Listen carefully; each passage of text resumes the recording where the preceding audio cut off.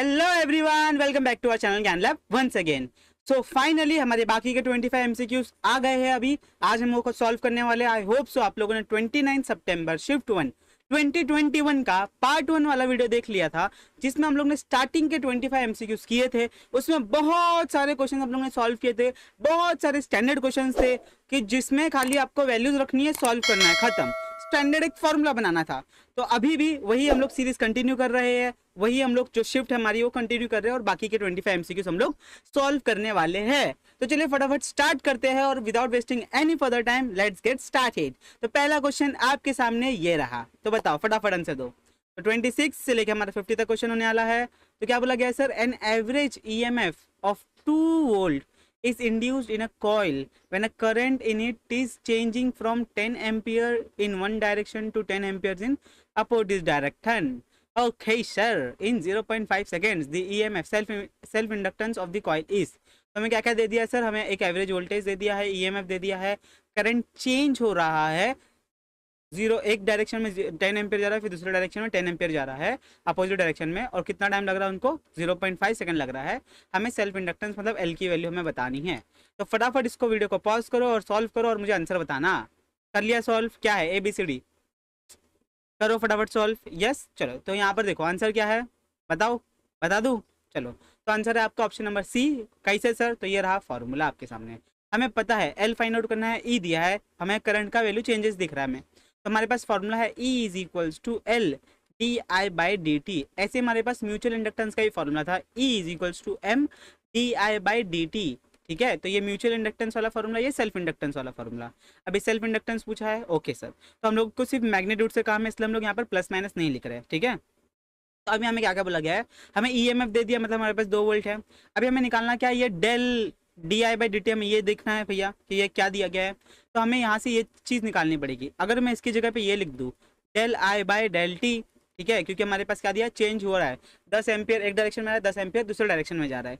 तो यहाँ पर हम लोग चेंज निकाल सकते हैं सर। तो चेंज यहाँ पर निकाल के आपको दे दिया। चेंज इन करंट कितना है? 20 एम्पियर्स हो रहा है। और टाइम कितना हो रहा है चेंज? दोनों जब 10 और 10 आगे पीछे हो रहे हैं तो उसमें कितना टाइम लग रहा है? 0.5 सेकंड लग रहा है। तो ये भी हमें दे दिया है। तो सारी वैल्यूज दे दी है, बस पुट करो। तो यहाँ पर आ जाएगा 2, यहाँ पर आ जाएगा एल को एल एज इट इज रख दो, यहाँ पर आ जाएगा 20 डिवाइडेड बाय 0.5, क्रॉस मल्टीप्लाई करो, आपका आंसर आ गया। एकदम ईजी क्वेश्चन। ठीक है, formula based question. L is equals to 2 into 0.5 divided by 20, हो गया आंसर सॉल्व। इतना ईजी क्वेश्चन है, इससे ज़्यादा ईजी क्वेश्चन आपको नहीं मिलेगा। टिक किया, आगे बढ़े, खत्म। अभी थोड़ा सा ध्यान से देख लेना, ध्यान से कर लेना। चलो नेक्स्ट क्वेश्चन की तरफ चलते हैं। नेक्स्ट क्वेश्चन आपके सामने ये रहा, ध्यान से पढ़ते हैं। When monochromatic radiation of intensity I falls on a metal surface, the number of photoelectrons and their maximum kinetic energy are N and K respectively। अभी मैंने आपको पिछले बार भी बताया था कि जब भी आपको क्वेश्चन कोई बड़ा चौड़ा लंबा चौड़ा क्वेश्चन दिखे तो उसको तो हम स्किप नहीं कर सकते। कितने क्वेश्चन स्किप करोगे कर करके? ठीक है, तो जब भी आपको कोई बड़ा चौड़ा नंबर तो मैं मस्त 4-5 लाइन का क्वेश्चन दिखे तो क्या करोगे? पॉइंट अभी नोट डाउन कर लो कि उसको आप एक एक सेंटेंस में पढ़ोगे, समझोगे, फिर नेक्स्ट सेंटेंस पढ़ोगे। तो यहाँ पर क्या बोला गया है? एक मोनोक्रोमेटिक रेडिएशन लाइट आ रही है जिसका इंटेंसिटी है I, जो कि एक मेटल सरफेस के ऊपर गिर रही है। Number of photo electrons and maximum kinetic energies are given by N and K। N मतलब क्या? Number of photo electrons. Photo electrons मतलब कि जब लाइट गिरती है मेटल के ऊपर तो उसमें से इलेक्ट्रॉन्स निकलते हैं, बराबर है? तो इलेक्ट्रॉन को N बोल दिया है, और वो इलेक्ट्रॉन के पास कुछ काइनेटिक एनर्जी होती है, उसको हम लोग ने क्या बोल दिया? K बोल दिया है। When the intensity of radiation becomes 2I, पहले क्या था? I था, फिर क्या कर दिया? 2I कर दिया। The number of emitted photo electrons and their maximum kinetic energy will be respectively. तो रेडिएशन बढ़ा दिया, तो अभी आपको पता है कि जब रेडिएशन बढ़ा दोगे, देखो ये कहानी कब वैलिड है? जब आपको पता है कि एक सर्टन फ्रीक्वेंसी का रेडिएशन ये आ रहा है, रेडिएशन आ रहा है मेटल सरफेस के ऊपर, ठीक है, वो टकराएगा, फिर उसके अंदर से इलेक्ट्रॉन्स निकलेंगे, बराबर है? तो इलेक्ट्रॉन्स निकलने के लिए कम से कम कितनी एनर्जी चाहिए? वर्क फंक्शन के बराबर चाहिए। ये सारी कहानी आपको पता है। तो यहाँ पर हम लोग ये मान के चल रहे हैं कि लाइट गिरी, सफिशिएंट फ्रीक्वेंसी की है, उसमें से इलेक्ट्रॉन्स निकल रहे हैं।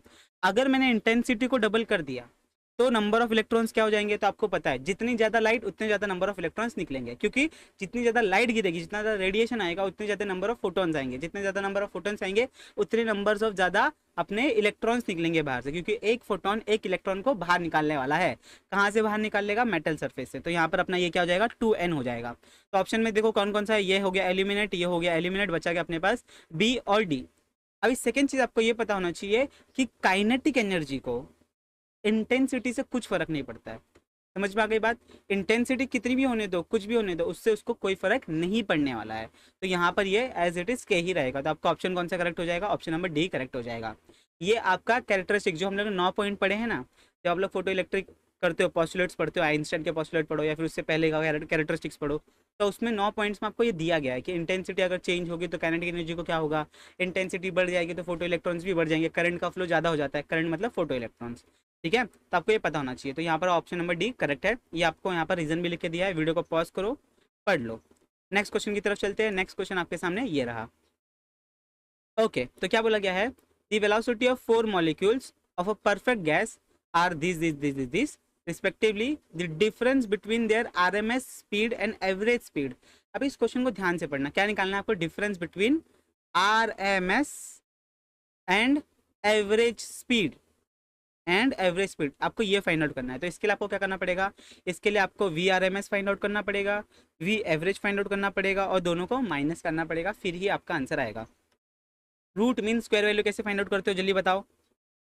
एवरेज तो सबको आता है, एवरेज में क्या करोगे, सबको ऐड कर दोगे, 2 + 4 + 5 + 6 डिवाइडेड बाय कितने हैं, 4 है, तो डिवाइड बाय 4, खत्म। तो एवरेज निकल गया। आरएमएस वैल्यू कैसे करते हो, अंडर रूट एक का स्क्वायर प्लस दूसरे का स्क्वायर प्लस तीसरे का स्क्वायर प्लस चौथे का square divided by number of जो भी हमारे पास ऑब्जर्वेशन है, ठीक है, उसमें से आप लोग निकालोगे। तो यहाँ से वही करना है और दोनों का वैल्यू माइनस कर देना है। तो सोल्यूशन आपके सामने ये रहा, मैं दिखा देता हूँ। आंसर आएगा आपका ऑप्शन नंबर डी, सोल्यूशन है ये। सब ऐड कर लोगे, फॉर्मूला क्या है, V R M S is equals to under root v1 square plus v2 square plus v3 square and so on divided by number of observation जितने भी दिए होंगे। 3 मॉलिक्यूल है तो 3, एन की वैल्यू क्या हो जाएगी 3, तो यहाँ पर 4 है तो 4, सबका स्क्वायर लिया, डिवाइडेड बाय 4 किया, रूट लिया, अब में ये वैल्यू मिल जाएगी। एवरेज निकालने के लिए सबको ऐड किया, डिवाइडेड बाय 4 किया, ये मिल गया, दोनों को माइनस किया, आपको आंसर मिल गया, बात खत्म, ईजी। कल इसमें कैलकुलेशन आपको थोड़ा सा फास्ट करना पड़ेगा। क्या करना पड़ेगा सर, थोड़ा सा फास्ट करना पड़ेगा। नेक्स्ट क्वेश्चन आपके सामने ये रहा, ध्यान से पढ़ो, क्या है, the potential energy of a circularly orbiting satellite around the earth at height h from the earth surface is given by, अच्छा ये हमें दे दिया है कि potential energy is x times of kinetic energy, okay, where kinetic energy k is the kinetic energy of the satellite, the value of x is, तो ये x क्या है, ये 0.5 है, -2 है, -2 है या फिर 0.5 है, हमें ये बताना है। हमें क्वेश्चन में क्या बोला गया, ये अर्थ है, ठीक है, ये क्या है हमारे पास अर्थ, और इसके कुछ h हाइट से हमारा जो सैटेलाइट है वो क्या कर रहा है, ऑर्बिटिंग कर रहा है। क्या कर रहा है सर, ऑर्बिटिंग कर रहा है। तो बताओ, तो इसमें आपको दोनों चीज़ें पता होनी चाहिए, पोटेंशियल एनर्जी और काइनेटिक एनर्जी दोनों का फॉर्मूला पता होना चाहिए, तो कुछ आप लोग कर पाओगे। ये एक्स का वैल्यू बताना है, तो आप लोग इसको बोल सकते हो ये एक टाइप का स्टैंडर्ड क्वेश्चन है। क्या है ये, एक टाइप का स्टैंडर्ड क्वेश्चन है। तो देखो इसका आंसर क्या आएगा, इसका आंसर आएगा ऑप्शन नंबर सी। कैसे सर, ये रहा सोल्यूशन। फॉर्मूला आपके पास पोटेंशियल एनर्जी का minus capital G capital M small m divided by r, kinetic energy का capital G capital M small m divided by 2r, दोनों को अगर रखोगे तो यहाँ पर देखो आपको ये रिलेशन मिल जाएगा। काइनेटिक एनर्जी क्या होता है, पोटेंशियल एनर्जी क्या होता है, -2 टाइम्स ऑफ काइनेटिक एनर्जी होती है। ठीक है, आप लोग इसको करके देख सकते हो, कोई दिक्कत नहीं है, दोनों को डिवाइड करके भी आप लोग देख लो। आगे चलते हैं नेक्स्ट क्वेश्चन की तरफ, स्टैंडर्ड क्वेश्चन है। अभी इसमें चेंजेस करके क्या क्या दे सकते हैं, ये हाइट आपको कुछ दे देंगे, ठीक है, और ये आपके पास फॉर्मूला होगा, आपको वैल्यूज रखने बोलेंगे और सॉल्व करने बोलेंगे, कुछ भी हो सकता है, या फिर एक्स की वैल्यू दी होगी और पूछेंगे हाइट कितना है, कुछ भी, मतलब कुछ भी दे सकते हैं। ठीक है, इसलिए एक स्टैंडर्ड क्वेश्चन दे दिया है। तो इसमें आपको क्या है, ये एक चीज़ आपको फॉर्मूला पता होना चाहिए, डिवाइड करोगे फटाक से आंसर निकल जाएगा। ठीक है, चलो नेक्स्ट क्वेश्चन। नेक्स्ट क्वेश्चन आपके सामने ये रहा, an uncharged capacitor is connected to a battery. हमारे पास एक कैपेसिटर है जो बिल्कुल चार्ज नहीं है, उसको किससे कनेक्ट किया, हम लोगों ने बैटरी से कनेक्ट कर दिया है। While charging the capacitor how much is the energy lost from the energy supplied by the battery. तो इस बैटरी ने कैपेसिटर को चार्जिंग करते टाइम कितना अपने अंदर से एनर्जी को लॉस किया था।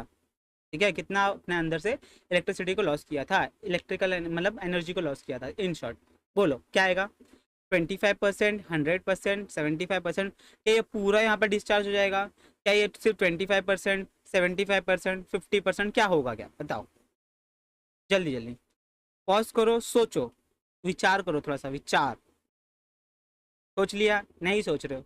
पॉज पॉज ही नहीं किया, सिर्फ सुन रहे हो, आराम से बैठे हो सुन रहे हो, कुछ मतलब है क्या इसका? नहीं है। तो चलो यहाँ पर देखो आंसर क्या है, आंसर है आपका ऑप्शन नंबर बी। कैसे सर? ये रहा। अभी हमें पता है कि अगर आपके पास कैपेसिटर है तो उसमें चार्ज स्टोर करना है तो उसको कुछ काम करना पड़ेगा। तो इतना काम करना पड़ता है उसको, यहाँ पर देखो लिख के भी दिया है मैंने, charge q flows across the terminal of the battery, the work done और the energy supply by the battery is this much. तो एनर्जी कितना देना पड़ेगा? इतना देना पड़ेगा। ये आपको पता है, वोल्टेज का फॉर्मूला था, वर्क डन अपॉन चार्ज। यहाँ से वर्क डन का फॉर्मूला आप लोग निकाल सकते हो बड़े प्यार से। एनर्जी स्टोर्ड इन कैपेसिटर, आपको ये फॉर्मूला पता होना चाहिए कि एक कैपेसिटर में कितनी एनर्जी स्टोर हो सकती है, तो आपको पता होगा वो कितना होता है सर। अगर मैं इसको U is equals to half C V square, अभी यहाँ पर अपने को क्या चाहिए? Q चाहिए, Q के टर्म्स में चाहिए। तो आप लोग यहाँ पर Q is equals to C V या फिर C is equals to Q by V यहाँ पर सब्सटीट्यूट करके ये वाला फॉर्मूला तैयार कर सकते हो। बस फॉर्मूला तैयार किया तो आपका काम यहाँ पर हो जाएगा। Hence half the energy is lost, half the energy is lost. आगे चलते हैं, यहाँ पर देखो ना, ये देखा हाफ एनर्जी लॉस हो जाएगा क्या?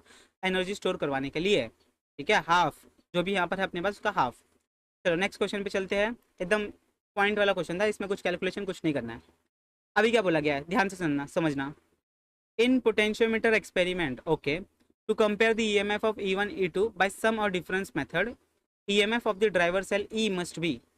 अभी ध्यान से देखो, अगर आप लोगों ने पोटेंशियोमीटर अच्छे से किया है, अगर आप लोगों ने पोटेंशियोमीटर अच्छे से किया है, ठीक है, तो यहाँ पर ये पोटेंशियोमीटर वायर होता है ए बी, ठीक है, और ये होता है ड्राइवर सेल। ये क्या होता है आपका? ड्राइवर सेल होता है, ठीक है, डीसी मतलब ड्राइवर सेल। हाँ, वो डीसी बैटरी नहीं है, डीसी ड्राइवर सेल होता है। और यहाँ से आपके लगे होते हैं एक्सटर्नल जो भी बैटरी है जिसका ईएमएफ मेजर करना है, जो जो भी कहानी है ये इसके अक्रॉस लगी होगी। यहाँ पर की लगी होगी और यहाँ से गैल्वेनोमीटर लगे हुए, एक यहाँ से हमारा जॉकी लगा होगा।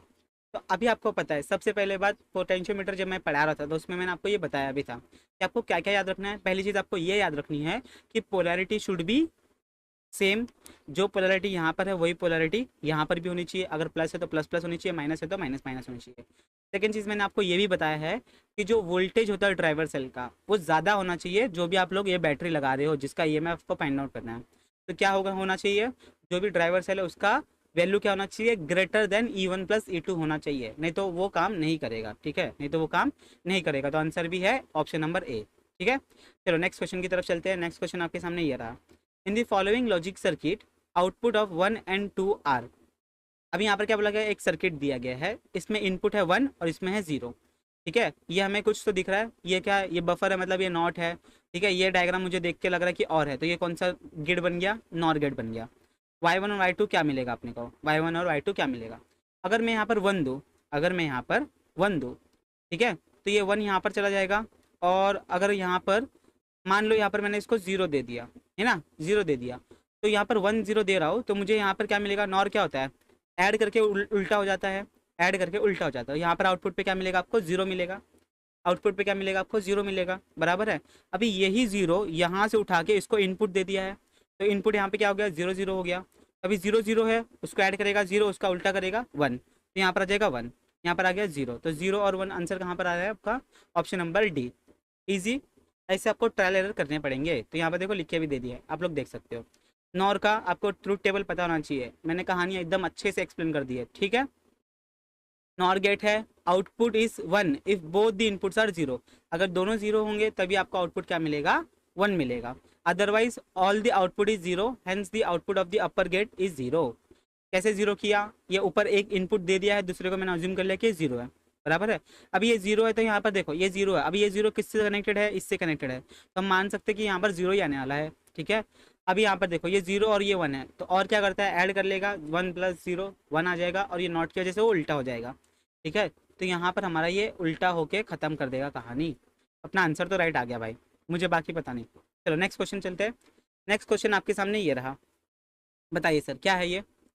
To uniform wire of same material are vibrating under the same tension at the first overtone of the wire, first wire is equal to the second overtone of the second wire and the radius of the first wire is twice, radius of the first wire is twice of radius of second wire, then the ratio of their lengths of first to second is, हमें ये find out करके बताना है।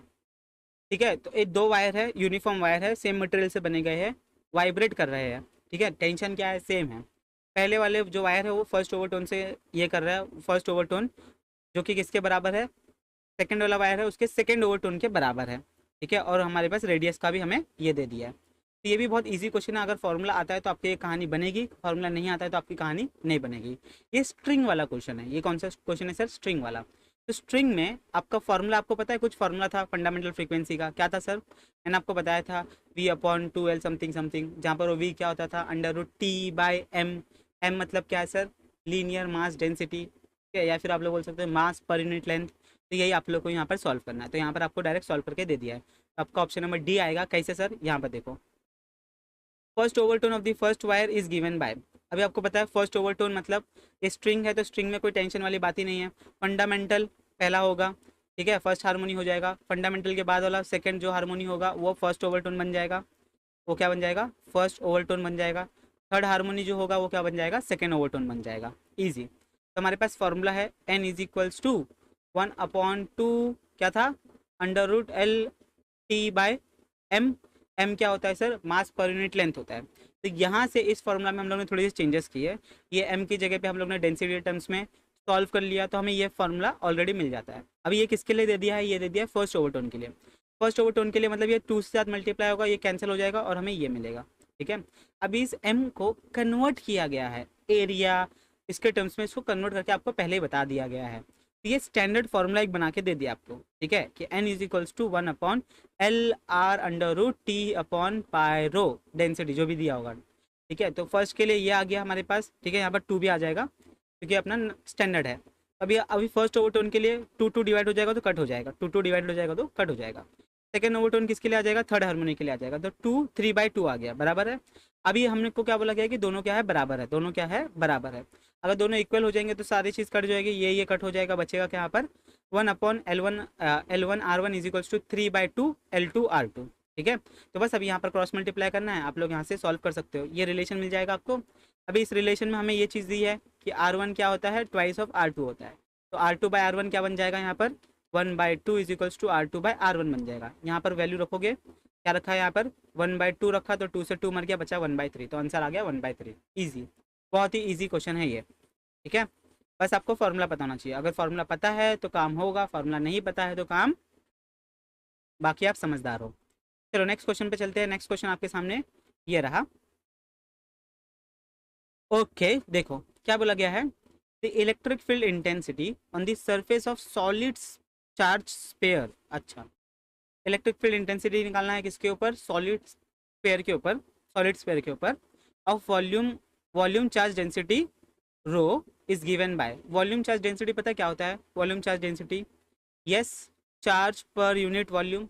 Yes sir, पता होगा, पता है तो वेरी गुड। हमें बताना है ई का फॉर्मूला, इसमें से ई का कौन सा फॉर्मूला है, तो बताओ क्या आएगा। यस, तो इसमें से आपका आएगा ऑप्शन नंबर सी। कैसे सर, ये रहा आपके पास सामने सोल्यूशन। सबसे पहले बात, इलेक्ट्रिक फील्ड इंटेंसिटी का फॉर्मूला क्या आपके पास, E = KQ/R²। अभी यहाँ पर के की जगह पे क्या लिखा है, 1/4πε0, बराबर है। अभी मुझे यहाँ पर बताना है, यहाँ पर देखो मैंने लिख के दिया था वॉल्यूम चार्ज डेंसिटी, तो उसको हम लोग ने लिखा था चार्ज अपॉन वॉल्यूम। तो यहाँ से मेरा चार्ज क्या बन जाएगा, डेंसिटी इंटू वॉल्यूम। अभी वॉल्यूम कैसे निकलेगा, स्पेयर का 4/3πr³। अभी चार्ज की जगह पे ये हम लोगों ने रखा, ये हम लोगों ने यहाँ पर रखा, तो क्या क्या मिल जाएगा भैया, तो यहाँ पर क्या बन जाएगा, अगर मैं इसको सॉल्व करके दिखाऊँ 1/4πε0, क्यू की जगह पे हमने रखा 4/3πr³ इंटू रो, और ये हमारे पास क्या है, R² है। ये देखो यहाँ पर ये कट है, ये स्क्वायर ऊपर आएगा, ये क्या आ जाएगा R²। तो देखो 4 से 4 मर गया, पाई से पाई मर गया, एक R से यहाँ पर 2 R मर गए, तो यहाँ पर एक R बचा बस। तो यहाँ पर बचा क्या क्या, यहाँ पर बचा सिर्फ ऊपर R डेंसिटी और नीचे ε0 और 3।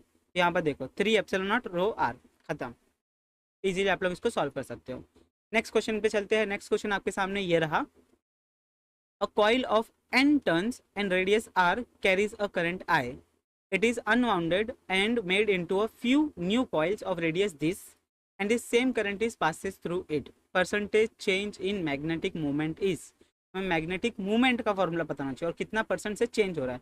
मतलब क्या है, आपके पास एक कॉइल थी जिसका नंबर ऑफ टर्न्स n था, रेडियस r था, करंट I फ्लो हो रहा था, फिर उसको खोल के फिर से उसको नया कॉइल बनाया, लेकिन इस बार रेडियस क्या कर दिया, आधा कर दिया। रेडियस क्या कर दिया, r/2 कर दिया। पहले r था तो अभी क्या कर दिया, r/2 कर दिया। उसमें से उतना ही करंट फ्लो हो रहा है, लेकिन जो मैग्नेटिक मूवमेंट है वो कितनी परसेंट चेंज हुआ वो आपको बताना है। 30, 70, 50, 40। तो क्या आएगा आंसर, आंसर आएगा 50%। कैसे सर, ये रहा सोल्यूशन।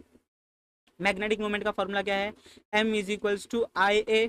अब यहाँ पर नंबर ऑफ टर्न्स की बात करो तो यहाँ पर n से मल्टीप्लाई कर लोगे, तो ये आपका फॉर्मूला है, ये आपका फॉर्मूला है। तो देखो पहला कहानी, इनिशियल मैग्नेटिक मूवमेंट, पहला वाला केस n r और i वाला, तो इसमें हम लोग ने ये चीज़ रख दी, तो ये हमारा पहला चीज़ हो गया। एरिया भी हम लोग ने लिख दिया। सेकंड वाले में क्या आ गया केस, सेकंड वाले में हम लोग ने लिख दिया। अभी यहाँ पर R2 क्या है, R2 is R1 times of 2, R1 times R1 divided by 2।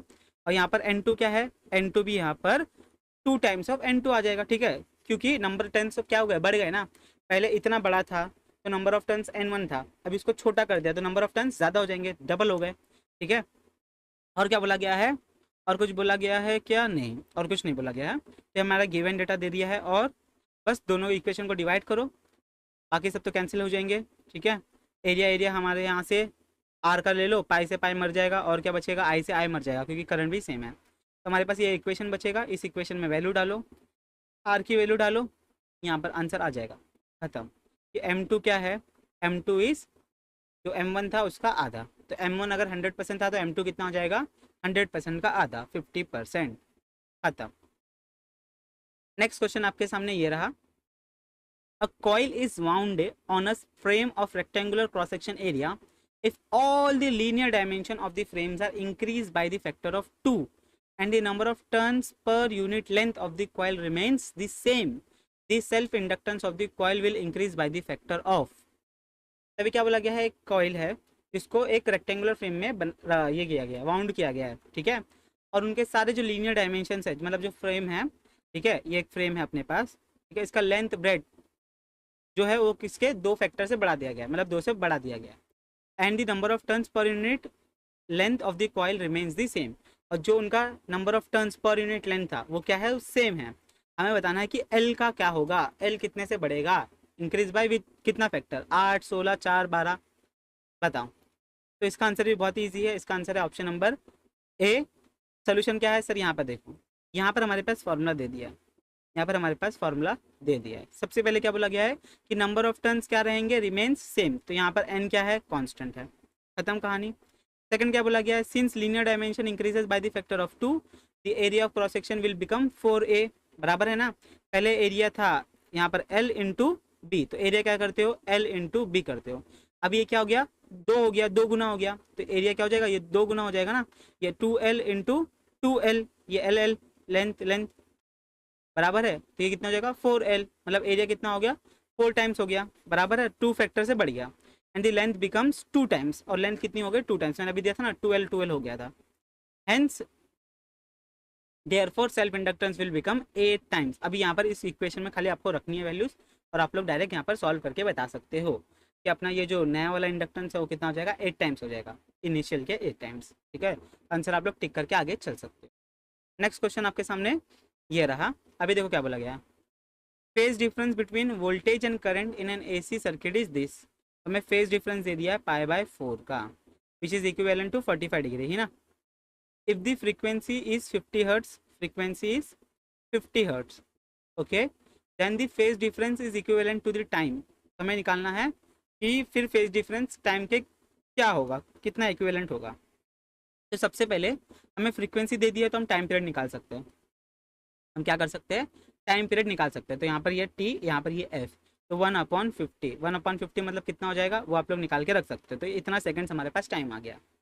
अभी हमें पता है कि इतने टाइम में ये जो टाइम है 1/50 टाइम में, 1/50 बोलो या फिर 20 मिली सेकेंड्स बोलो, इतने टाइम में अपना पूरा एक साइकिल कंप्लीट हो रहा है, पूरा एक क्या हो रहा है, फेज डिफरेंस कंप्लीट हो रहा है, बराबर है। पूरा फेज डिफरेंस कंप्लीट हो रहा है, इसका मतलब क्या है सर, इसका मतलब क्या है, इसका बहुत ही प्यारा सा मतलब है, इसका बहुत ही प्यारा सा मतलब है। तो देखो ऑप्शन नंबर ए करेक्ट है। कैसे सर, ये देखो सब कुछ यहाँ पर लिख के दे दिया, इसलिए मैंने सोल्यूशन दिखा दिया, यहाँ तक सॉल्व कर लिया। अभी इसके आगे क्या होगा, इसके आगे आपको टाइम निकालना है, बराबर है। और वो कितना जाएगा, उसको टाइम कितना लगेगा, पूरा घूमना पड़ेगा ना, पूरा साइकिल मतलब 2 पाई उसको पूरा घूमना पड़ेगा।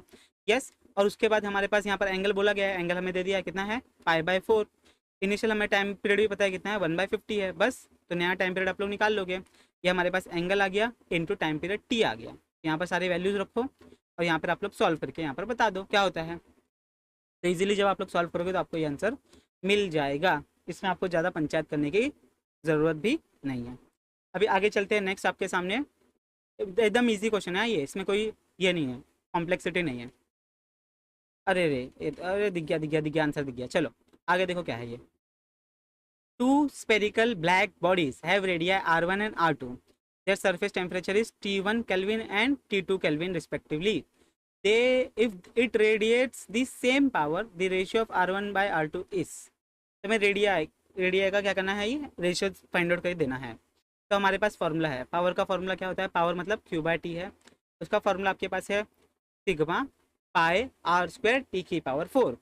पहले केस के लिए 1 ले लिया, दूसरे केस के लिए 2 ले लिया, दोनों को इक्वेट कर दिया तो सारे कहानी मर गए। तो यहाँ पर R1/R2 आप लोग आराम से निकाल सकते हो। This is standard question. ये क्या है सर, आपका स्टैंडर्ड क्वेश्चन है। इसमें अगर 2022 में अगर यही अगर मुझे क्वेश्चन देना है तो मैं क्या करूँगा, यहाँ पर कुछ वैल्यूज दे दूंगा। मैं टेम्परेचर्स का वैल्यू दे दूंगा, मैं क्या कर दूंगा, टेम्परेचर्स का वैल्यू दे दूंगा। तो यहाँ पर आप लोग को टेम्परेचर सब्स्टिट्यूट करना पड़ेगा और आंसर निकाल के देना पड़ेगा। मान लो अगर मैंने इसको बोल दिया, कि 27 डिग्री सेल्सियस है और इसको मैंने बोल दिया कि ये 127 डिग्री सेल्सियस है, ठीक है। तो पहले इसको कैल्विन में कन्वर्ट करो, कैल्विन में कन्वर्ट करने के बाद में ये आप लोग रिलेशन फाइंड आउट करोगे, यही लॉजिक यूज करके, और फिर इसमें रखोगे और फिर बाद में स्क्वायर निकालोगे इसका, ठीक है। तो उससे अच्छा अगर आपको ये रिलेशन ही याद है तो बहुत बढ़िया काम हो जाएगा, फिर तो कोई दिक्कत वाली बात ही नहीं होगी। तो ऐसे क्वेश्चन भी पूछ सकते हैं। अभी आपको इस बार फॉर्मूला पूछा है, नेक्स्ट टाइम इसके ऊपर ही क्वेश्चन पूछ सकते हैं, कुछ भी हो सकता है। ये स्टैंडर्ड क्वेश्चन है, इसमें कोई चीज़ें चेंजेस कर ही नहीं सकते। चलो कर भी सकते हैं तो क्या, बॉडी का ये चेंज कर देंगे, रेडियस चेंज कर देंगे, या फिर टेम्परेचर को ऐसे नहीं बोलेंगे कि T1 T2 है, ऐसे बोलेंगे कि T1 है और फिर T2 जो है उसका डबल है, ट्रिपल है, चौपल है, ऐसे कुछ भी बोल सकते हैं। आपको वो भी ध्यान में रखना है। चलो तो नेक्स्ट क्वेश्चन की तरफ चलते हैं। नेक्स्ट क्वेश्चन आपके सामने ये रहा। Let W be the work when a bubble of volume V is formed from a solution. How much work is required to be done to form a bubble of volume 3V from the same solution? मतलब हमें क्या बोला गया है कि पहले काम किया W, जिससे हमारा जो एक बबल फॉर्म हुआ जिसका वॉल्यूम कितना है V है, फिर और कितना काम करना पड़ेगा कि हमारा जो वॉल्यूम है वो 3V हो जाए। ये कितना काम करना पड़ेगा हमें ये बताना है, ठीक है। इतना काम करना पड़ेगा, इतना करना पड़ेगा, इतना करना पड़ेगा कि इतना कम करना पड़ेगा, ठीक है। तो ये बेसिकली बबल वाला क्वेश्चन है, इसको आप लोग आराम से कर सकते हो, कोई इसमें ज़्यादा कॉम्प्लेक्सिटी नहीं है। तो आपका आंसर आएगा ऑप्शन नंबर बी। कैसे सर, ये रहा आपके सामने सोल्यूशन। तो यहाँ पर हमारे पास वर्क डन का फॉर्मूला है, ये वर्क डन का हम लोग ने यहाँ पर फॉर्मूला रखा, यस। फिर उसके बाद में जो नया वाला है उसका हम लोग को डैश के नाम पे दे दिया, क्या दे दिया, डैश के नाम पे दे दिया है।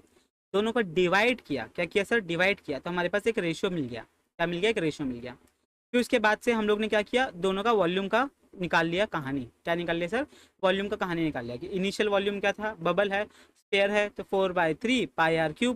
फिर नया वाला 3 times of initial volume, 3 times of initial volume, तो आपके पास ये कहानी आ गया। अभी इसमें रिलेशन देखा तो आपको ये रिलेशन मिल जाएगा। अभी ये करने की आपको जरूरत नहीं है, आपको पता होना चाहिए, मैंने आपको लिखा के भी दिया था कि बड़ा R = n टाइम्स ऑफ छोटा r। तो आप लोग ये वाला फॉर्मूला भी यूज़ कर सकते हो, यही रिलेशन इन शॉर्ट यहाँ पर दिया गया है, ठीक है। तो यहाँ पर इसको क्यूब रूट यहाँ से हटाया तो यहाँ पर 1/3 आ जाएगा। फिर स्क्वायरिंग किया, इसको सॉल्व किया, स्क्वायरिंग करके अगर इसको सॉल्व किया फिर इक्वेशन में डाला, क्योंकि हमें क्या चाहिए, R' की वैल्यू चाहिए, तो वो हम लोग को यहाँ से मिलेगी। बस वही वैल्यू क्या है, इसके बराबर है, खत्म कहा, एकदम ईजिली यह सॉल्व हो जाएगा। समझ में आ गई बात, पक्का, यस, पक्का समझ में आ गया ना। चलो आगे चलते हैं। नेक्स्ट हमारे सामने ये रहा क्वेश्चन, ओके ध्यान से सुनो इसको। An oscillating pendulum suspended from the roof of a lift which is at the period t1. When the lift moves up with an acceleration a, its time period lift moves downwards with an acceleration a. Its time period is t3 and t1 and t2 and t3 will be।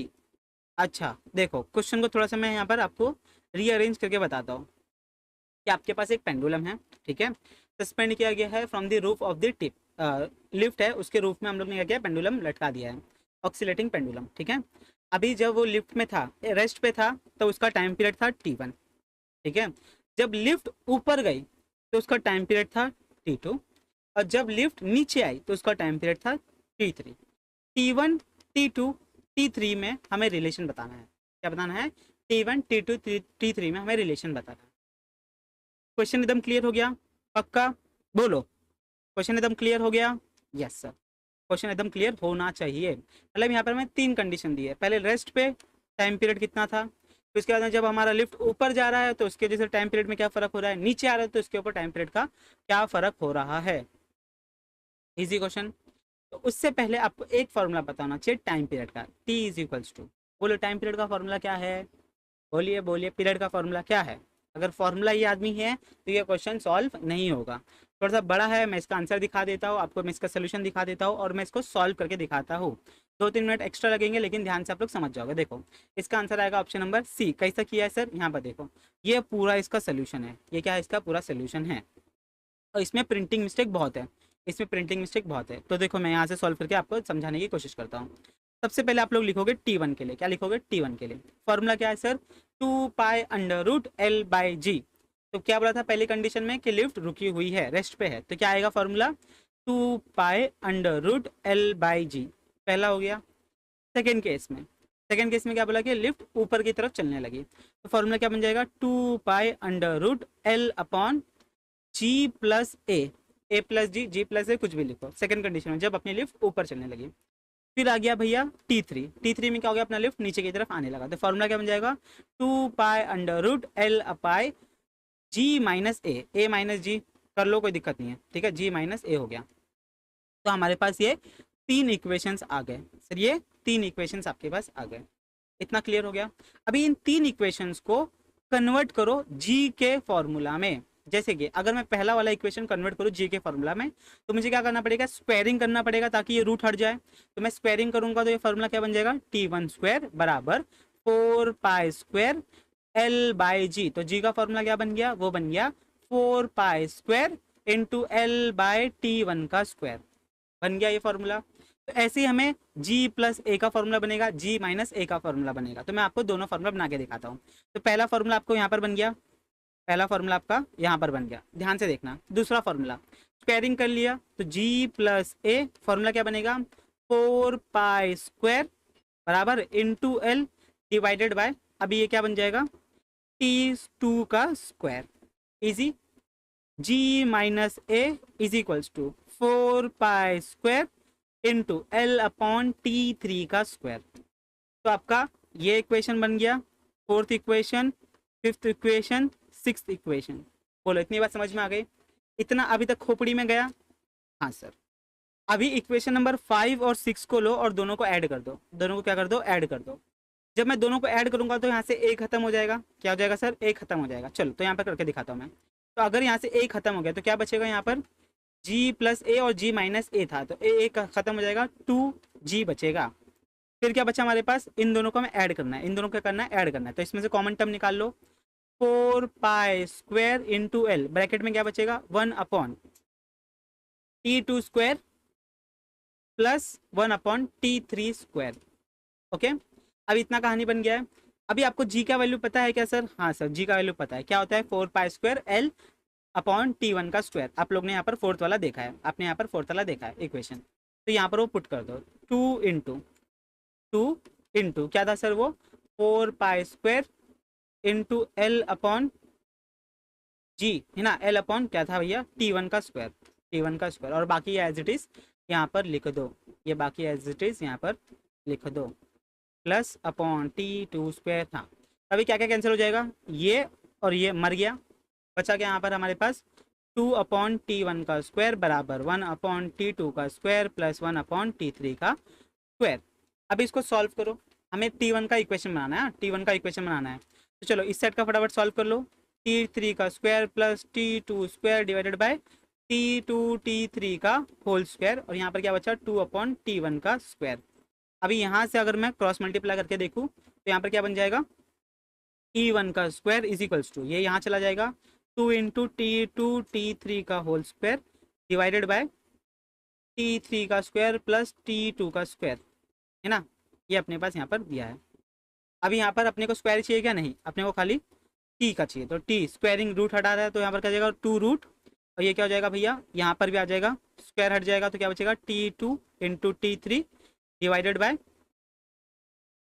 T3 का square plus T2 का square. तो अभी ये option कहीं पे match हो रहा है क्या, देखो ये ऑप्शन कहीं पे मैच हो रहा है क्या, √2 T2 T3 और √2 square 3 square, 2 square 3 square, 2 square 3 square, खत्म। अभी 2 + 3 करो चाहे 3 + 2 करो, वही मिलेगा ना आपको, ठीक है। तो हमारा ये पूरा सोल्यूशन था। क्या क्या किया, 3 कंडीशन बनाया, 3 इक्वेशन बनाया, 3 इक्वेशन का 3 जी का वैल्यू बनाया, 3 जी के वैल्यू में 2 जी का ऐड किया, तीसरे में हम लोग ने जी का वैल्यू पुटअप किया, सॉल्व किया, आपको आंसर मिल गया। This is one of the important MCQs, ठीक है, ये एक टाइप का इम्पॉर्टेंट एमसीक्यू है, ठीक है, और ये स्टैंडर्ड एमसीक्यू है। क्या ये सर स्टैंडर्ड एमसीक्यू है। स्टैंडर्ड मतलब इसमें आपको अगर आगे जाके वैल्यूज पुटअप करने बोलेंगे तो भी आप लोग ये डायरेक्ट इक्वेशन ये यूज़ कर सकते हो और अपना अपना कहानी आप लोग डिराइव कर सकते हो। समझ में आ गई बात, पक्का, ठीक है, थोड़ा सा बड़ा है मुझे पता है। चलो नेक्स्ट क्वेश्चन करते हैं। नेक्स्ट क्वेश्चन आपके सामने ये रहा, if the end correction of an open organ pipe is this then the radius of the pipe will be. हमें एंड करेक्शन दे दिया है 0.8 सेंटीमीटर और हमें क्या बोला गया, radius, inner radius of the organ pipe, inner radius of the organ pipe हमें पूछा गया है। तो इसमें से बताना क्या होता है। तो आपको एंड करेक्शन वाला कहानी याद होना चाहिए कि एंड करेक्शन क्या होता है, तो आप लोग इसको आराम से कर सकते हो। एंड करेक्शन क्या होता है, 1.6 टाइम्स ऑफ ई, ऐसे कुछ होता है ना, R, E is equals to 1.6 times of R, ऐसे कुछ होता है ना, ठीक है ना। जाके बुक खोल के देखो क्या होता है, ओपन वाला है, ओपन वाले का देखना, क्लोज वाले का मत देखना। ओपन वाले का देखोगे बस ई का वैल्यू आपको पुटअप करना है, आप लोग सॉल्व कर सकते हो। तो आंसर क्या आएगा, आंसर आएगा ऑप्शन नंबर बी। कैसे सर, ये रहा, तो देखो, अच्छा सॉरी 1.6 नहीं 1/2 है, 1.2 है, सॉरी 1.2 है, 1.2 R, E is equals to 1.2 R open tube के लिए एंड करेक्शन। अभी आर चाहिए, ई का वैल्यू दिया 0.8, डिवाइड करो 1.2 से तो आपको यहाँ पर आर की वैल्यू मिल जाएगी। ठीक किया, आगे बढ़े। Next question, a particle of mass m is moving with velocity v on a concave, concave मतलब केव जैसा दिखने वाला shape road of radius r, radius कितना है r है, the thrust at the lowest point is, इस पॉइंट पे क्या होगा, एक पार्टिकल है तो यहाँ पर क्या क्या एक्ट होगा, नीचे की तरफ होगा एम जी एक्ट वेट और ऊपर की तरफ नॉर्मल रिएक्शन एक्ट होगा। तो बस इन दोनों को मिला के एक्ट का क्या होना चाहिए, सेंट्रीपिटल फोर्स के बराबर होना चाहिए। तो ये दोनों अपोजिट डायरेक्शन में, तो आप लोग इसको माइनस कर सकते हो, माइनस करो तो आपको आंसर मिल जाएगा। तो यहाँ पर देखो क्या है, इसका सोल्यूशन क्या आएगा, इसका ऑप्शन नंबर मेरे ख्याल से डी आना चाहिए। यस डी है। कैसे सर, ये था, ये डायग्राम है, कॉनकेव पूछा है, माइनस किया, सॉल्व किया, एन का हम लोग ने यहाँ पर फॉर्मूला बना लिया, खत्म, एकदम ईजी वाला है। यहाँ पर आपके टेक्स्ट बुक में आप लोग ने ऐसा वाला ब्रिज पढ़ा था, यहाँ पर ये उल्टा है, ठीक है, चैप्टर नंबर 1 है। चलो नेक्स्ट चलते हैं। नेक्स्ट क्वेश्चन आपके सामने ये रहा, which one of the following parameter does not represent the thermodynamic state of the gas. तो इसमें से कौन सी ऐसी चीज है जो thermodynamic state of the gas को रिप्रेजेंट नहीं करता है। Parameter does not represent, does not represent volume, work, temperature, pressure, क्या आएगा बताओ। तो आंसर आएगा वर्क। ये सब क्या है, आप लोग ने पढ़ा है ना, प्रेशर, टेम्परेचर, वॉल्यूम में सब डिपेंड करता है। ये सारे तो अपने थर्मोडायनेमिक्स के लॉज है, गैस के लॉज है, ठीक है। तो ये थ्योरेटिकल क्वेश्चन है, एकदम फटाक से टिक किया, आगे बढ़े। Next, in good conductor the gap between the valence band and the conduction band is. Conductor है, कंडक्टर, वैलेंस बैंड और कंडक्शन बैंड के बीच में गैप कितना होता है बताइए। अगर कंडक्टर है तो ये दोनों क्या करेंगे, ओवरलैप करेंगे, तो गैप कितना होगा, 0 होगा, तो आंसर सी आएगा। आगे चलोगे, अगर इंसुलेटर पूछते तो गैप क्या होता है, बहुत बड़ा होता, गैप क्या होता सर, बहुत बड़ा होता। और सेमीकंडक्टर होता है तो गैप मॉडरेट लेवल का होता, गैप क्या होता है, मॉडरेट लेवल का। ये क्या है, ये अपना कंडक्टर है, तो क्या करता है, तो दोनों एक दूसरे के ऊपर ओवरलैप करता है। क्या करता है सर, ओवरलैप करता है, ठीक है, मतलब कोई भी एनर्जी गैप नहीं होता है बीच में। देखो option number C is correct.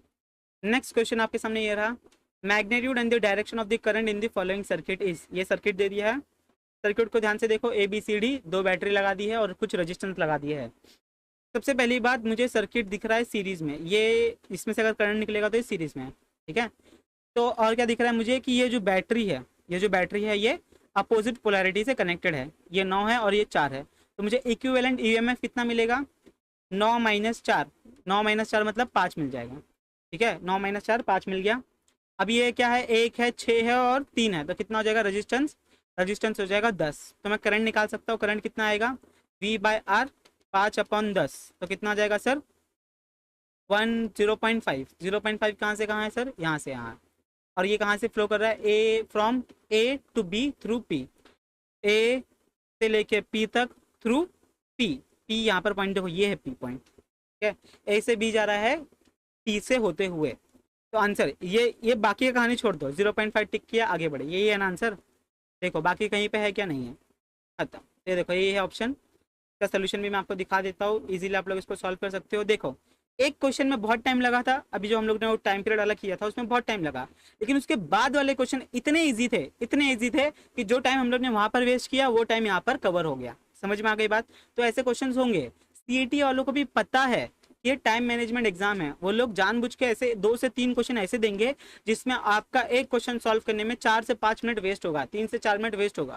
तो आपको वो क्वेश्चन को पहचानने आना चाहिए कि वो क्वेश्चन हम बाद में करेंगे, पहले इजी इजी वाले ठक ठक ठक ठक ठक ठक टिक करके हुए आगे चलते हैं। तो यहाँ पर आप लोग सॉल्व कर सकते हो, आप लोग यहाँ पर मिल जाएगा। चलो next question, when a small amount of impurity atom are added to the semiconductor then generally its resistivity।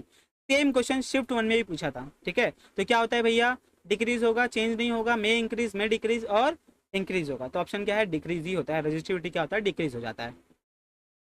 Next question आपके सामने ये रहा, a ceiling fan rotates about its own axis with some angular velocity and the fan is switched off, then the angular velocity becomes this of its initial value, original value in time t and n revolutions are made in that time. The number of revolutions made by the fan during the time interval between switch off and the rest are angular retardation is uniform। अभी यहाँ पर ये बहुत important दे दिया है, angular retardation मतलब क्या। जैसे आप लोगों ने एंगुलर एक्सेलरेशन सुना था ना, एंगुलर एक्सेलरेशन मतलब जो स्पीड बढ़ती जा रही है, बढ़ती जा रही है, बढ़ती जा रही है, बढ़ती जा रही है। एंगुलर रिटार्डेशन मतलब क्या, कि स्पीड कम होती जा रही है, कम होती जा रही है, कम होती जा रही है, कम होती जा रही है। तो इसका मतलब यहाँ पर जो अल्फा दिया है वो माइनस अल्फा है। क्या है वो, माइनस अल्फा है। रिटार्डेशन मतलब ब्रेकिंग हो रहा है, ब्रेक लगा रहे हो, ब्रेक लगा रहे हो तभी वो फैन रुक रहा है, ठीक है। रिटार्डेशन मतलब स्टॉपिंग, रिटार्डेशन मतलब स्टॉपिंग। तो यहाँ पर अल्फा क्या होगा, होगा माइनस अल्फा, ठीक है। और बाकी यहाँ पर सब चीज़ सेम है, आपको इक्वेशन ऑफ मोशन लगाना है। फैन रोटेट कर रहा है तो नंबर ऑफ रेवोल्यूशन का फॉर्मूला आपको पता होना चाहिए, 2πn होता है। अल्फा यहाँ पर आपको माइनस अल्फा लेना है, बस यहाँ पर वेलोसिटी का फॉर्मूला निकालो, एंगुलर वेलोसिटी का फॉर्मूला, इनिशियल फाइनल, और आपका यहाँ पर आंसर आ जाएगा। बहुत ही इजीली आप लोग इसको सॉल्व कर लोगे। तो आंसर क्या आएगा, आंसर आएगा ऑप्शन नंबर सी।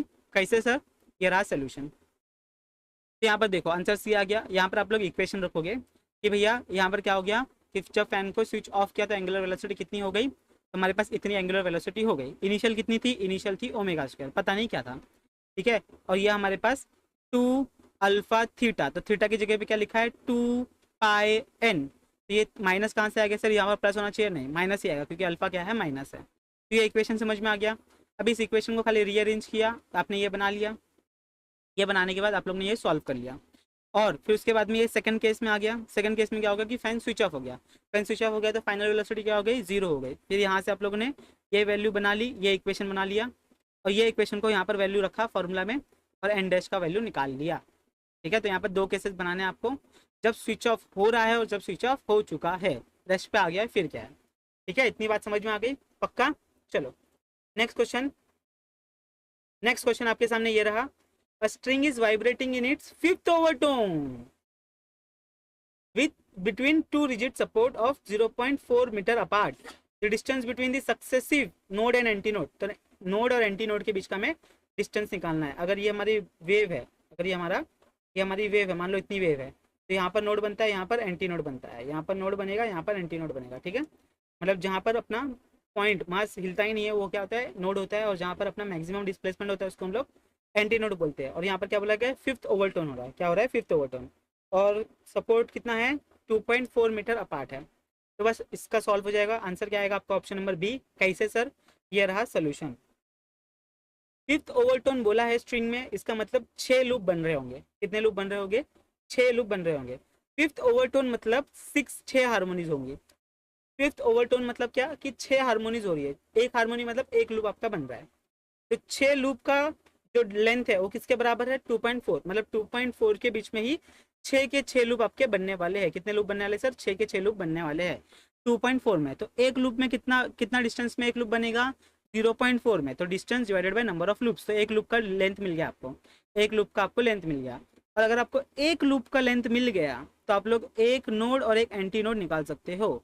तो उसके बीच में आपको डिस्टेंस पता होना चाहिए। Distance between node and anti node is half of the loop length, half of the loop length, ठीक है, half of the loop length, जिसको आप लोग लैम्बडा बाय 2 भी बोलते हो, जिसको आप लोग क्या बोलते हो, लैम्बडा बाय 2 भी बोलते हो।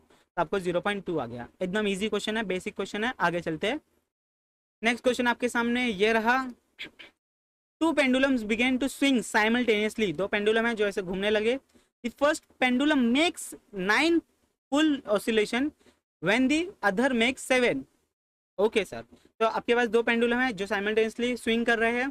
पहले वाले पेंडुलम ने 9 ऑसिलेशंस कर लिए, सेकंड वाले ने 7 कर लिए। The ratio of the length of the two pendulums are, तो हमें दो पेंडुलम का रेशियो बताना है, लेंथ का रेशियो बताना है।